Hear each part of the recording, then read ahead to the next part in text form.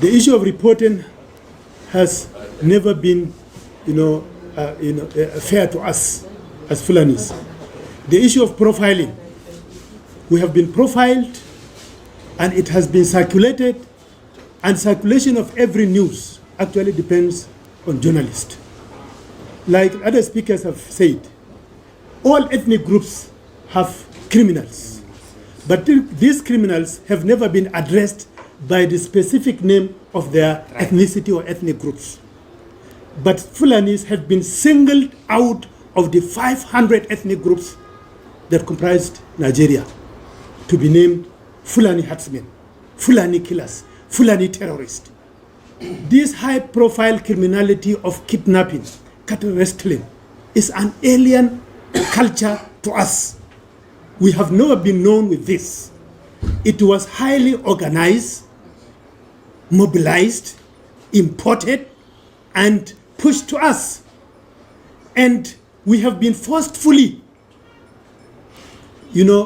believed to be the criminals, while we are not. We are the only ethnic group, to my knowledge, and to the knowledge of all of us here, that takes out our criminal and punish him in public by flogging him in public, so that the other people will witness, this man has gone wrong. We even sanction him without talking to him. His wife will be confiscated from him by the parents of the wife if he had done something very terrible in the society.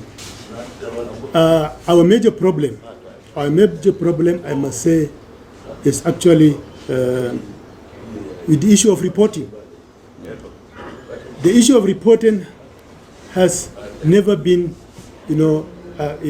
fair to us as Fulanis. The issue of profiling, we have been profiled, and it has been circulated, and circulation of every news actually depends on journalists. Like other speakers have said, all ethnic groups have criminals, but these criminals have never been addressed by the specific name of their ethnicity or ethnic groups. But Fulanis have been singled out of the 500 ethnic groups that comprised Nigeria to be named Fulani herdsmen, Fulani killers, Fulani terrorists. You have not been fair to us. Every news that ever been circulated was circulated by the journalist. This, we are asking you for fairness. We are asking you, requesting you to be just and fair in your reporting. Secondly, this high-profile criminality of kidnapping, cattle wrestling, is an alien culture to us. We have never been known with this. It was highly organized, mobilized, imported, and pushed to us. And we have been forcefully, believed to be the criminals, while we are not. We suffered the most consequences of this criminality in this country. We are still suffering the consequences of this criminality, especially of cattle rustling and kidnapping. Before one single individual in the town is kidnapped, several others must have been kidnapped in the bush. And no matter how much that thing repeated itself, and no matter how much this thing has been circulated, no single reporter ever reported it. And we believe this is unfair. It is unfair reporting. We are therefore requesting you to be fair to us. And to some extent, we are even beginning to doubt if we are Nigerians, because several laws have been promulgated to persecute Fulanis outside certain states in Nigeria where the constitution is supposed to be supreme. These laws particularly targeted, promulgated to persecute Fulanis out of certain states. And Nigerian constitution says every citizen of Nigeria is free to live and practice his trade everywhere. Now this brings us to the question, are we really considered as Nigerians? To some extent, we think the press, certain government officials, certain structures and fractions of the society have alienated outside the Nigerian society. And this we cannot accept. We are Nigerians. We have fought for the independence of this country. We are contributing more than many other ethnic groups to the survival and sustenance of Nigeria as a nation. Therefore, we want to request you to be fair to us. If you have any report to project to the society, please look at it carefully and make sure that it is a balanced kind of reporting. It is not meant to, undermine one ethnic group and favor another ethnic group. You know what I am talking about. Benue State, Plateau State, Taraba State, and so many states in the southern and western Nigeria have, introduced some decrees that are directly targeting the Fulanis as a people. Anti-grazing laws. They have been, we have ESN, we have IPOP, we have Omotokun. All these structures we believe have been, targeting the Fulanis, a single ethnic group. If a Fulani man is wrong, what has the cattle done? What is the problem of the animal? You are killing the people and killing the animal. You are destroying the economy of the country. We are please asking you to change this format of reporting to report fairly and justly before the event of tomorrow, where so many other things are going to be discussed. It is only in Nigeria where government institutions like Nigerian Airways will go and destroy our animals without any single report coming from any journalist. We have the pictures, we have the videos, we have everything to support our claims with respect to these kind of issues. And we have not seen it in the pages of newspapers. Things that are supposed to form, front pages, they cannot even be reported, even within the newspapers. Therefore, gentlemen and ladies of the press, we are requesting you to be fair. We are requesting you to be just. It is only justice that can bring about peace. Wherever justice is lacking, there can never be peace. Therefore, Nigeria has been a peaceful country, and the peace of this country can only be sustained through you people. You are one of the greatest pillars of the society.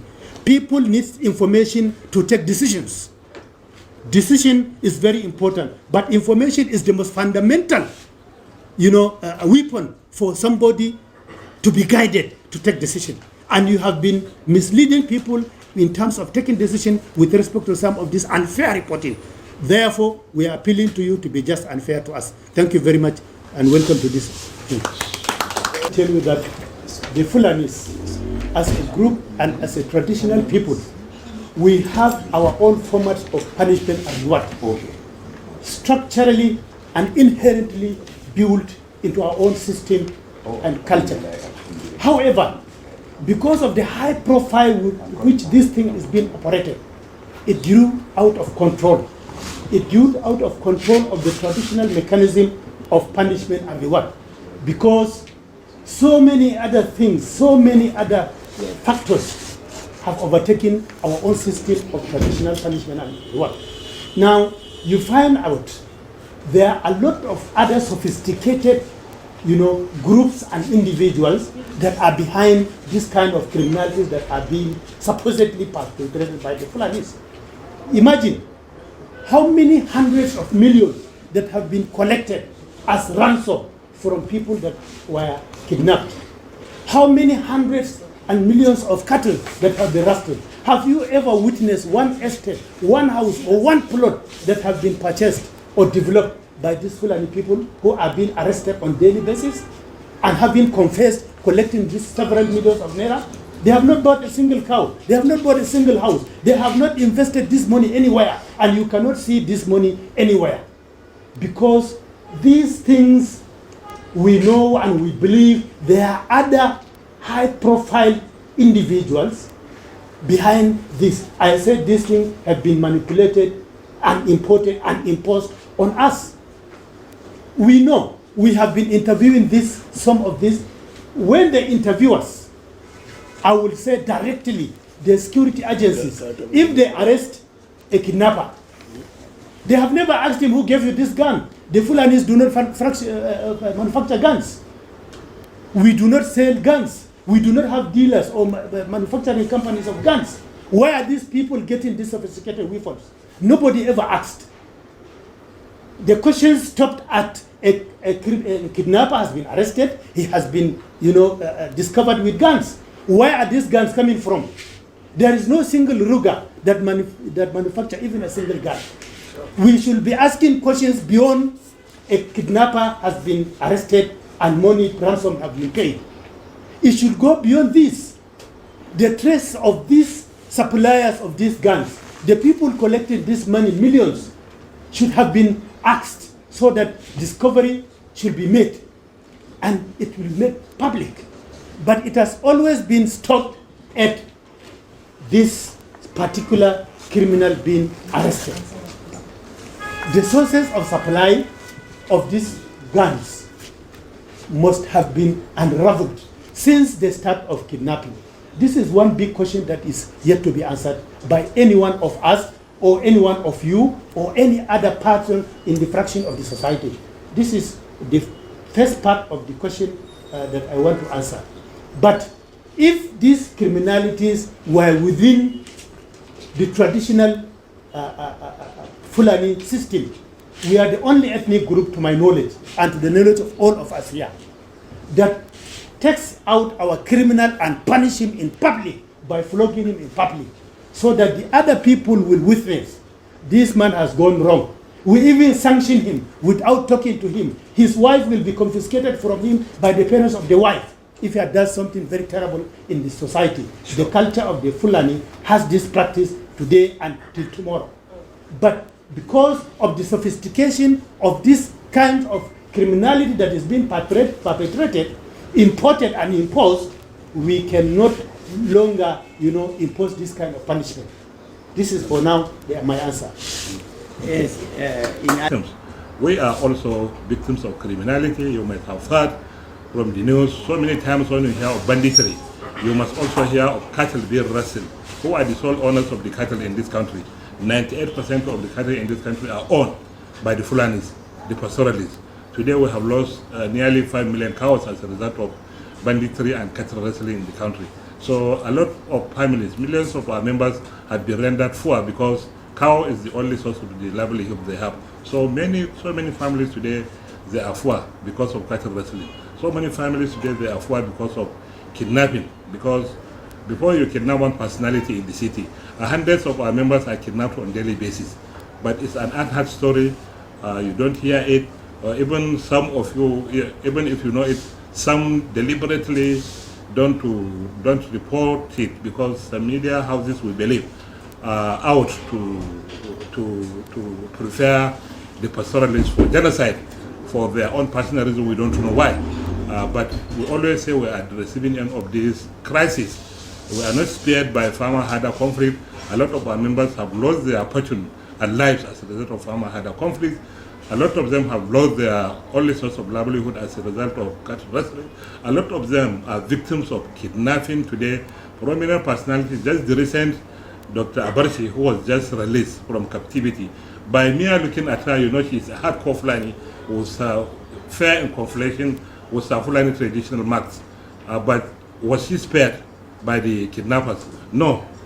The fact that you are Fulani doesn't exonerate you from being kidnapped by bandits. So the bandits don't select their victims. So for somebody to put us, the entire Fulanis, all in one basket as criminals for crimes perpetrated by very few elements among us, we feel the media is not doing justice for us. So for these reasons and a lot of other things affecting the security architecture of the country, that's why we have decided with the Northern Consensus, with the leadership of Northern Consensus movement, to come up with an initiative in collaboration with the two of us to discuss ways out of these problems, to see how we can come up with a supplementary advice on the government on ways on how to come over this menace that has affected each and every segment of the society, each and every part of this country today. So in a nutshell, that is the reason why we have gathered you here today before the conference kickstarts tomorrow 10 o'clock to brief you on what we have intended to answer some few of your questions that may be raised by you people. At this juncture here, I will stop and give the chance to the president of the Northern Consensus Movement to also have some few things to say before we open the floor for you.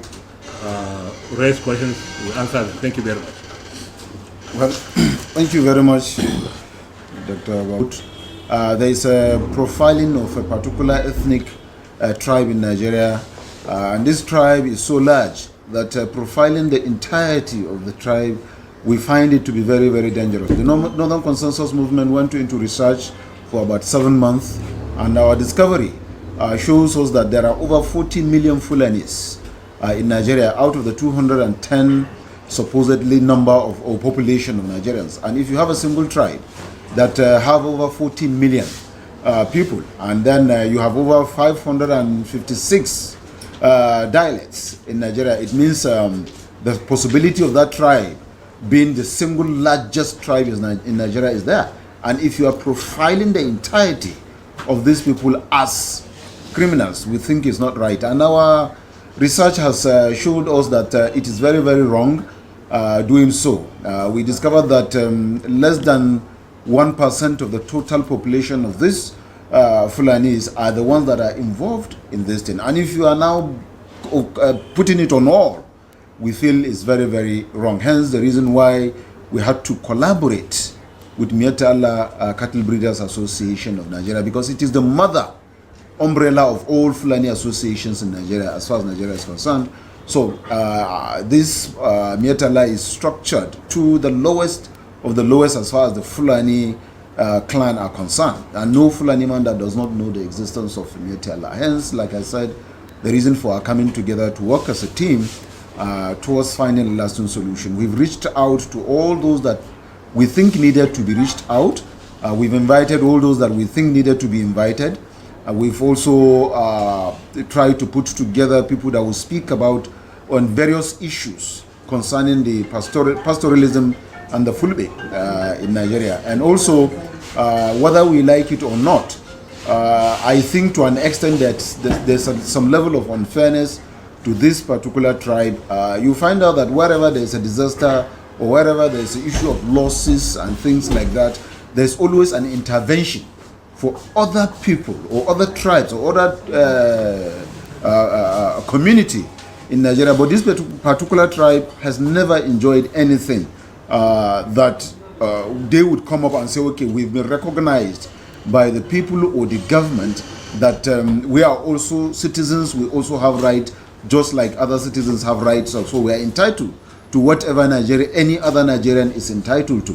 They have never been given any relief material, and they are most disastrous, so to say, community that has fallen into so many kind of disasters, but yet there's no special consideration for this community. Hence, like I said, we are coming together to discuss and come up with a position, suggestive position that we presented to government, which at the end of the day we are of the opinion that it will provide a roadmap on how to curb and end the issue of insecurity, not only being profiled by the Fulani community, but in the entirety of northern Nigeria, to be precise.